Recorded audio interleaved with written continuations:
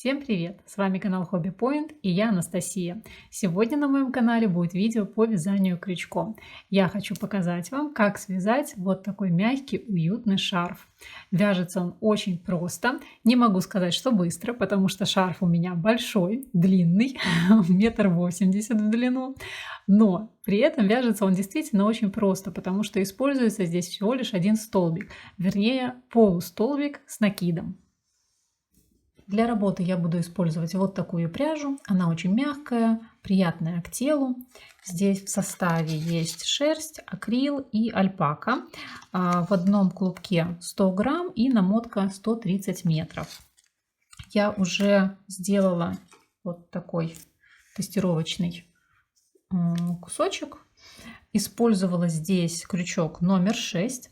Сначала попробовала использовать крючок 5,5, связала несколько рядов и поняла, что работать этим крючком мне комфортно. То есть здесь хорошо подобрана получается нить, толщина нити и сам крючок, но полотно получается такое плотное. Мне хотелось большей рыхлости, чтобы вот здесь вот прям вот эти дырочки были больше похожи на дырочки, скажем так.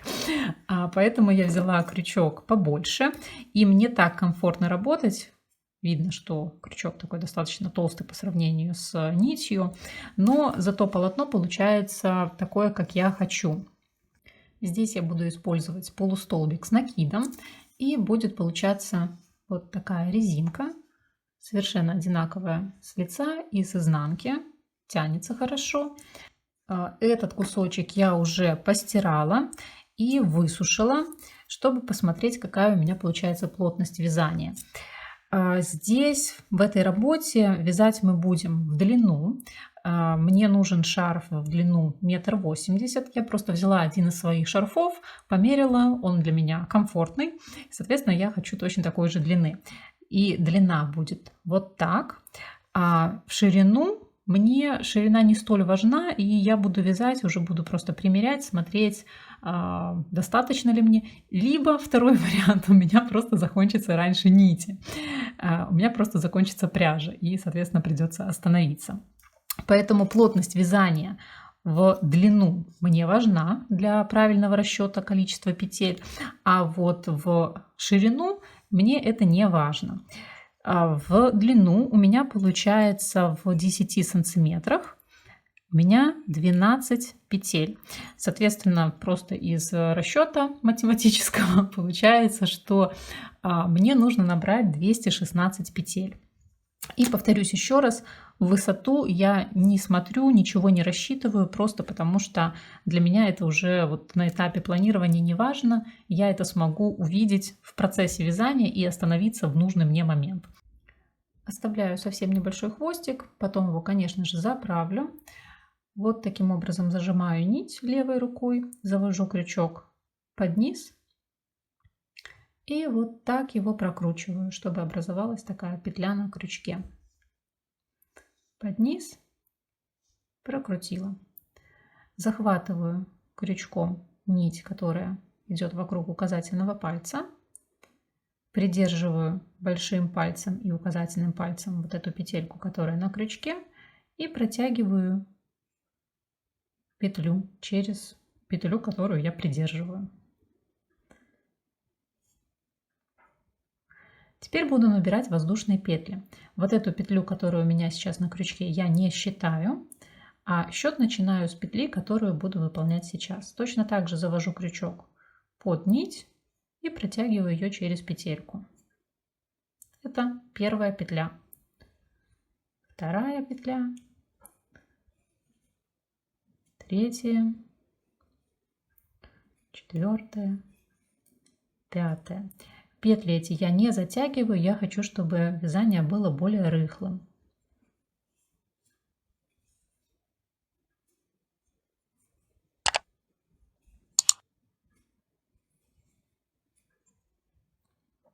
Набрано у меня 10 петель. Как вы можете видеть, потихонечку я большим пальцем сдвигаю эту цепочку вниз.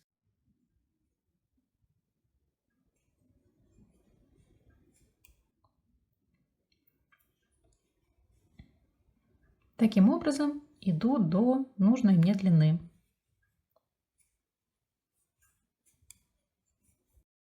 Я провязала нужное мне количество воздушных петель и сейчас буду переходить на второй ряд.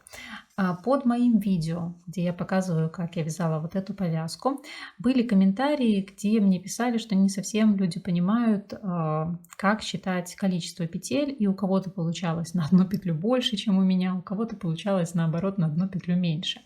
Во-первых, хочу сказать следующее, что в работе с повязкой, либо в работе с шарфом, если вы наберете на одну петлю больше или на одну петлю меньше, это на самом деле не столь значительно. Набрала бы я здесь сейчас 216 петель или 217, да, никто кроме меня это не заметит. Поэтому сильно так не переживайте, если вдруг у вас на втором ряду вы насчитали на одну петлю больше или меньше, чем вы предполагали. Но если уж так вдаваться в подробности, то смотрите. Помните, мы в самом начале петлю, которая у нас была на крючке, я сказала, я ее не считаю. Так вот, эту петлю и сейчас на крючке я не считаю. То есть, когда я набирала, я просчитала про себя до 216. Но вот сейчас, когда я смотрю на свою работу, вот эту петлю я не считаю. Я знаю, что 216 это вот это. Это происходит потому, что в начале работы у нас была петля на крючке, мы ее не считали, но она как бы перешла вот сейчас сюда на крючок. И вот эту петлю, вот этот вот, не знаю, в косичке, вот эту первую галочку я считаю. И получается, что последняя галочка 216, она вот здесь, не на крючке. Итак, когда я буду поворачивать работу, я буду делать подъемные петли. Эти подъемные петли я тоже буду считать за столбик без накида.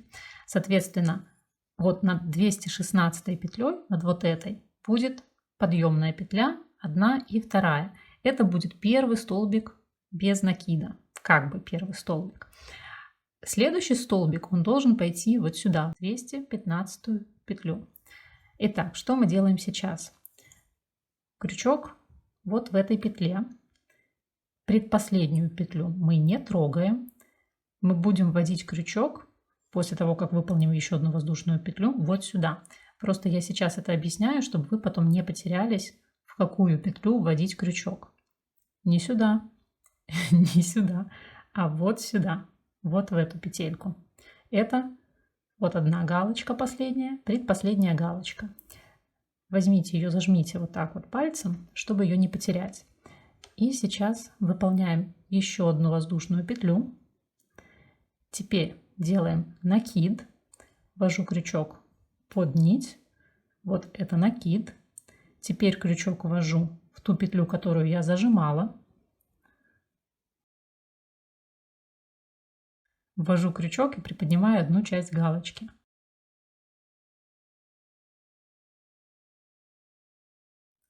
Захватываю нить и вытягиваю ее.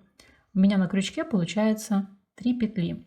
1 петля, накид, петля. Я снова захватываю нить и протягиваю ее через все 3 петли, которые у меня на крючке. И смотрите, что получилось. Вот здесь поворотный как бы столбик и второй столбик. Давайте еще раз. Смотрим. Вот у нас следующая галочка идет.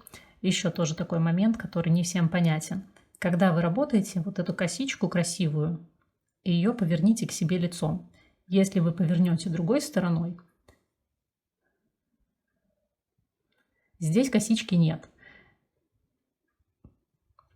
Разверните косичкой к себе и проходите крючком между вот этими двумя галочками. Одной и нижней. Верхней и нижней. Делаем накид. Проходим крючком в следующую петлю. Захватываем нить. Вытягиваем. Получается на крючке 3 петли. Снова захватываем нить и протягиваем ее через все 3 петли. Вот у меня уже 3 столбика.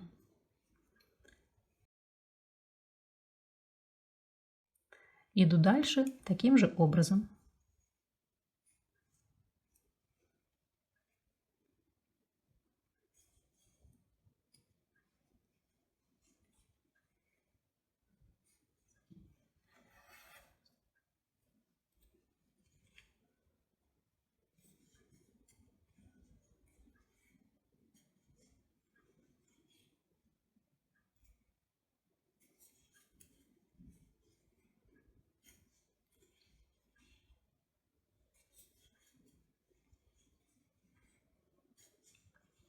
Столбики стараюсь не перетягивать, опять-таки потому что хочу, чтобы работа была рыхлая.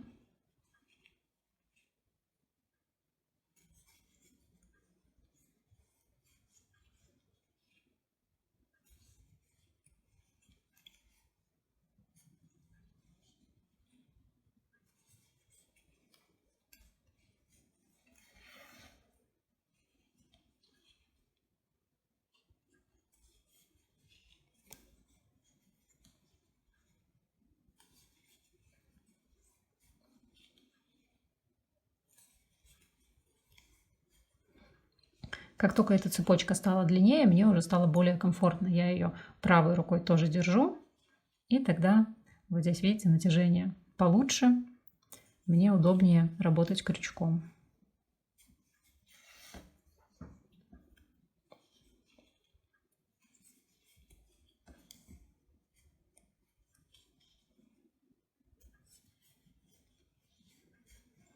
Таким образом иду до конца. И как только дойду, покажу, как здесь я буду завершать. Я выполнила уже 210 столбиков, осталось выполнить еще 6. И захотелось мне еще поделиться одной деталью. Количество петель большое, и чтобы не считать это постоянно в голове, я записываю, сколько я набрала, потому что уже неоднократно была такая ситуация, что я вяжу, у меня в голове идет какой-то счет, тут мне кто-то звонит, либо, я не знаю, кошка запрыгнет на стол, отвлечет меня. В общем, я предпочитаю не пересчитывать эти петли все заново. Я, когда вяжу, вот я набрала 20 петель, я записала. Потом я начинаю счет заново. Набрала еще, допустим, 20 петель, записала здесь 40. Как вы видите, здесь следующие тоже 20 я набирала. Потом я набрала 10.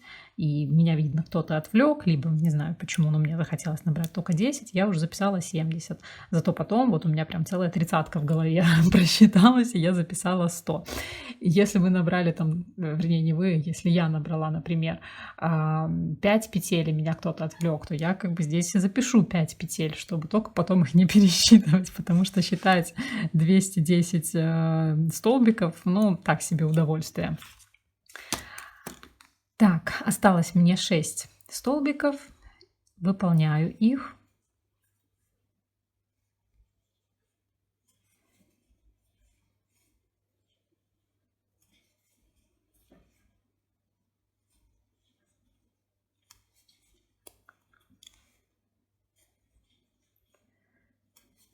Пятый столбик и последний 6-й столбик, самую-самую первую петельку, которую я говорила, мы не считаем, но потом объяснила, куда она у нас уходит. Итак, вот у меня здесь 216 столбиков. Сейчас я выполняю 2 воздушные петли. Раз, два. И вот таким образом разворачиваю работу. Еще раз. Давайте я распущу эти 2 петли. Вот я их выполняю. Раз, два. И перевернула вязание вот так. Сейчас будем идти в обратную сторону. В таком положении у нас вязание. И смотрите, что у нас здесь. Вот наш последний столбик. И вот эти 2 воздушные петли, они выполняют роль первого столбика, ровненько над вот этим последним столбиком. Слева от него у нас есть дырочка. Если мы вот так пройдем крючком, мы увидим вот здесь косичку, галочку. Вот она пошла. И нам на самом деле не нужно проходить крючком под 2 вот этими галочками. Нам нужно захватить только одну из них, которая дальше от нас. Вот эту. Еще раз, давайте покажу уже, как я буду это выполнять. Вот наш столбик последний.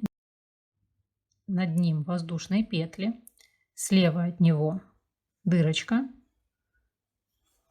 Вот это галочка, которую мы можем захватить. Но нам нужно захватить ее только часть, которая дальше от нас. Мы выполняем накид. Проходим крючком за ту дальнюю часть, вытягиваем петлю И повторяем наши действия. Снова у нас 3 петельки, через которые мы проходим. Еще один накид. Смотрим, вот у нас дальше идет косичка, следующая галочка. В ней мы захватываем дальнюю половину.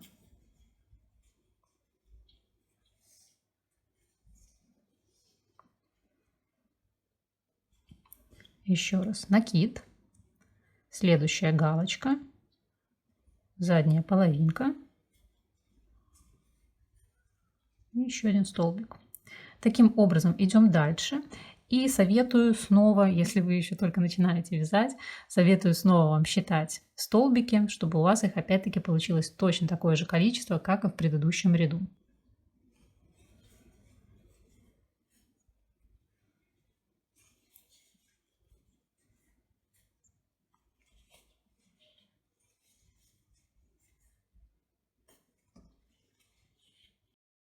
Мне осталось выполнить 3 последние столбика.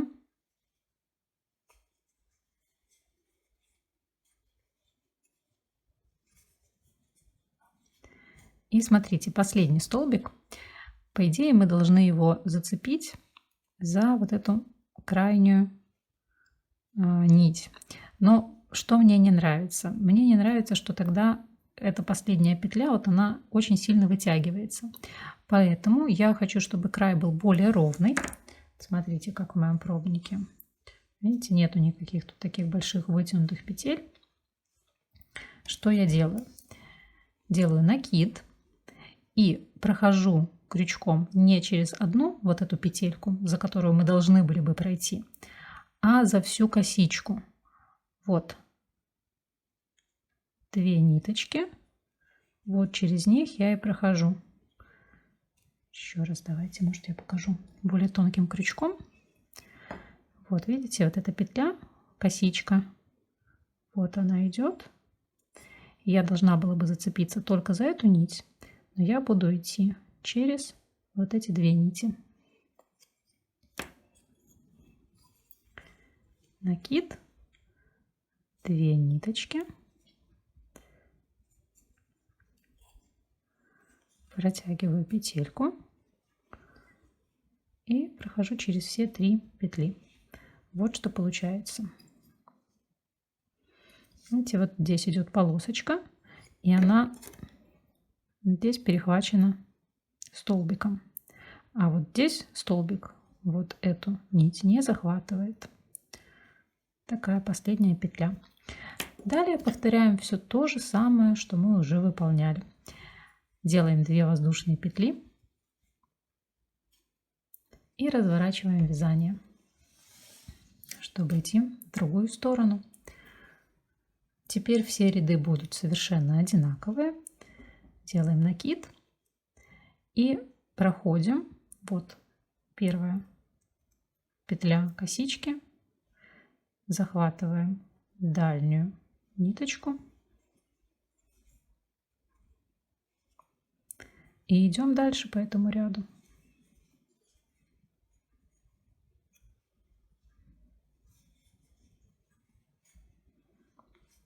Доходим до конца и делаем точно такой же поворот, как мы только что выполнили.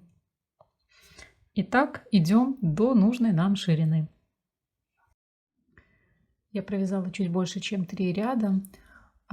Клубок еще не закончился, еще где-то 1/3 клубка есть. Но меня ждал сюрприз. Нить обрывается, и вот она идет заново. Очень не люблю такое. Считаю, что в одном клубке нить должна быть целая. Но, к сожалению, конечно, от такого никто не застрахован. В любом случае, я собиралась показать вам, как собирать нитки, когда заканчивается один клубок, и мы переходим на другой. Ну вот, покажу это чуть раньше. Итак, вот есть 2 кончика. Складываем их вот таким образом. То есть просто одну нить обводим вокруг другой нити. Делаем такую сцепку. Теперь нужно заправить одну нить в иглу. Игла у меня вот такая, она тупая, пластмассовая, с большим ушком.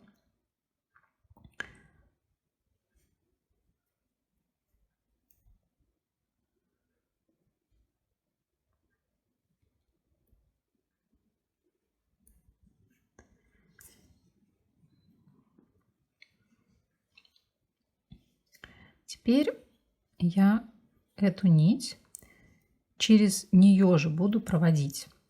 То есть иглой я просто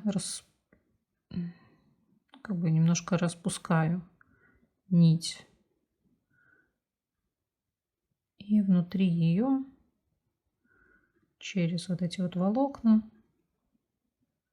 просто прохожу.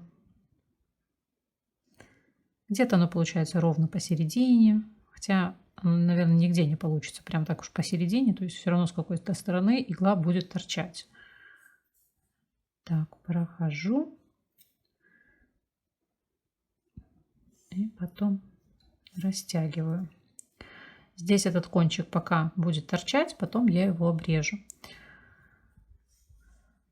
Вот это мы сделали с одной стороны. С другой стороны, видите, здесь эта нить ходит. Ее тоже заправляю.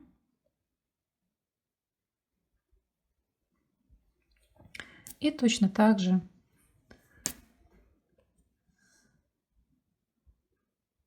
через вот эти ниточки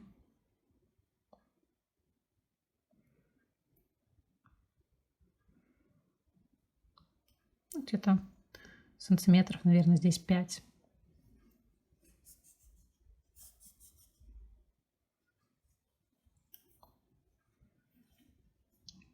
Все. Такая получилась сцепка.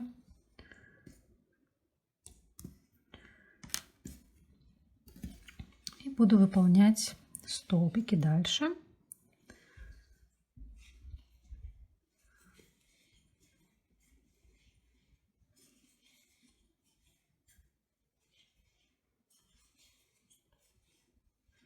Вот я подошла к этому месту, где уже начинается эта двойная нить. Я ее аккуратно зацепляю и прохожу. Вот этот кончик, который торчит, можно сюда подтянуть. Где он там?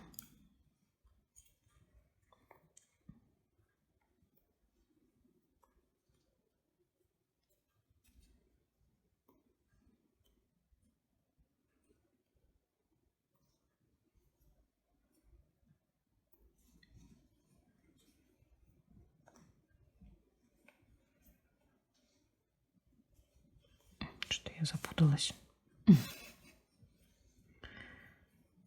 Так.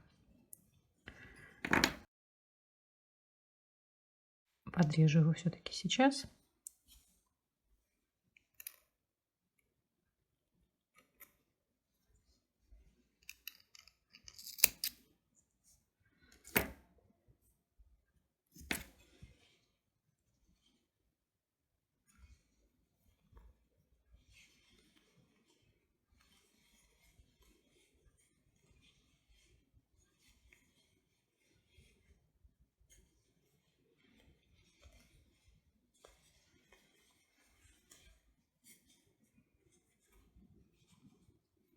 Ну, вот этот кончик можно потом еще заправить в столбики, которые будут рядышком.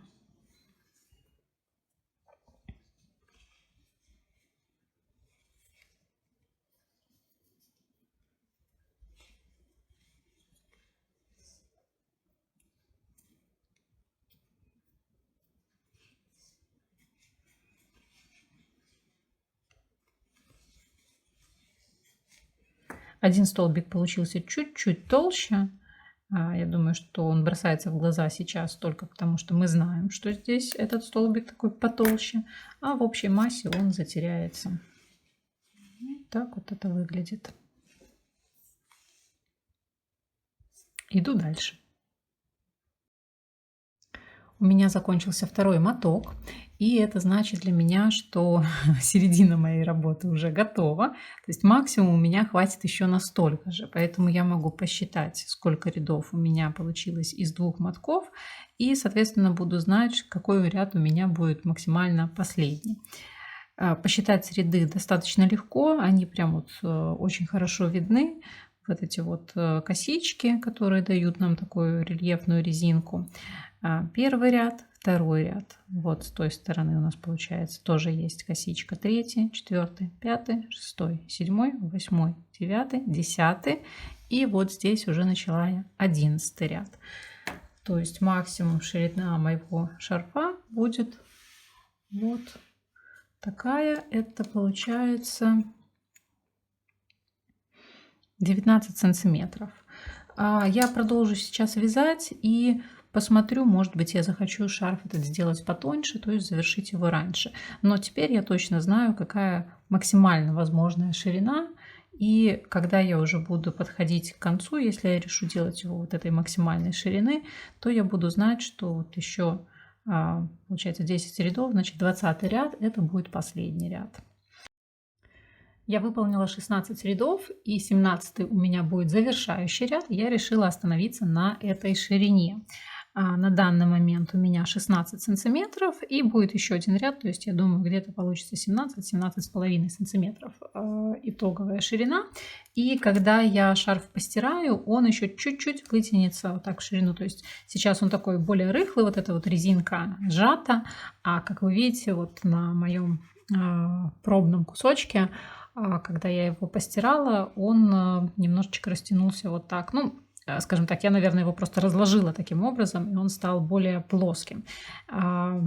Поэтому ширина чуть-чуть будет больше. У меня ушло на эту ширину 3 мотка, и я начала 4-й моток где-то, вот, может, не знаю, 50 сантиметров от края. Здесь у меня уже добавлен новый 4-й моток, и сейчас с него я буду использовать нить для последнего ряда. И мне кажется, что мне еще хватит ниток на повязку, поэтому попробую ее сделать. Если мне понравится, что получится, то покажу вам тоже этот результат. Почему я хотела показать вам еще последний ряд, как я его буду выполнять? Он по своим столбикам ничем не будет отличаться, это будет все точно такая же вязка, но здесь наш с этой стороны, где мы начинали наборный ряд, это воздушные петли, и они такие достаточно плотные, скажем так, по сравнению вот с этим краем. Видите, как я его могу растянуть? А здесь я так растянуть не могу. Поэтому, чтобы сделать края похожими, я возьму меньший крючок.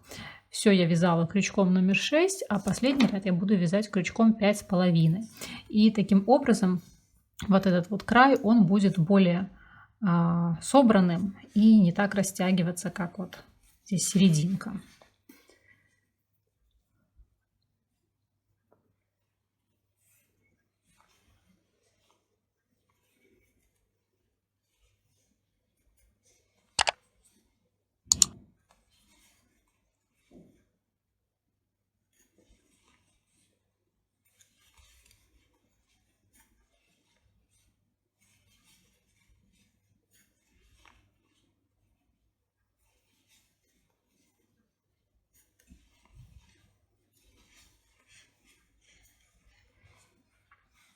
Эти зрительно эти столбики сильно не отличаются, но все-таки они чуть-чуть меньше.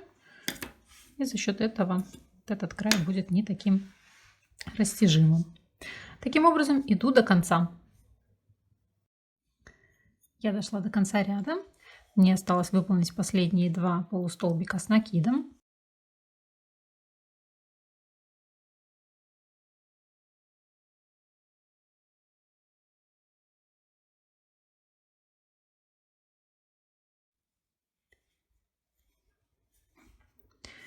Теперь нитку от клубка я отрезаю.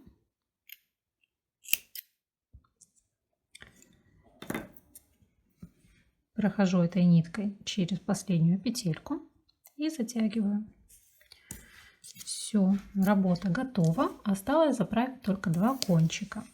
Для этого я раскручу эту нитку. Она у меня состоит из 3 нитей, которые переплетены между собой.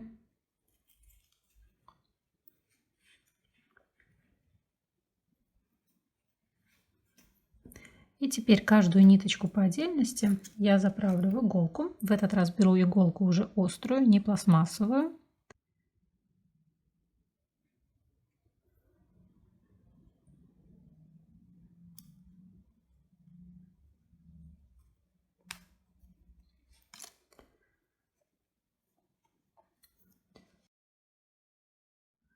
просто прохожу сквозь нити.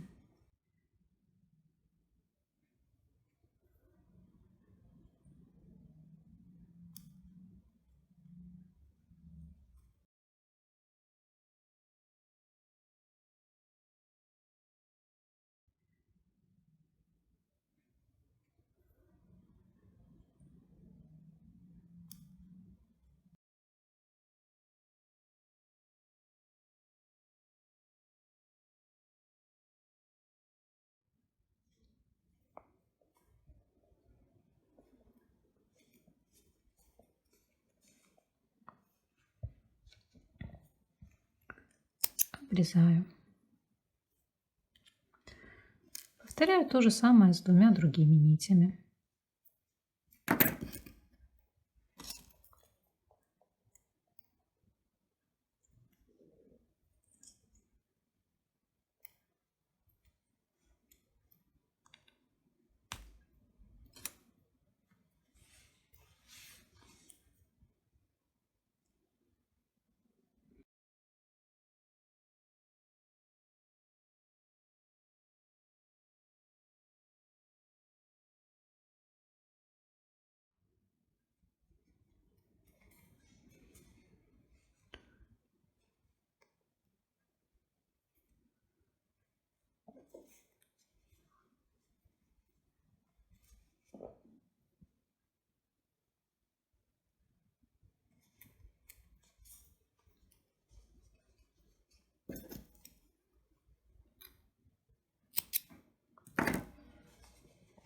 Таким же образом заправляю оставшуюся одну нить и вот этот кончик в конце работы. Вот и все. Мой уютный мягкий шарф готов. Надеюсь, вам понравилось это видео. Если да, буду рада видеть ваши лайки и комментарии. И, конечно же, буду рада видеть вас среди своих подписчиков. Нажимайте на кнопочку подписаться и на колокольчик, если хотите получать уведомления о моих новых мастер-классах. Всем большое спасибо за просмотр. Пока-пока!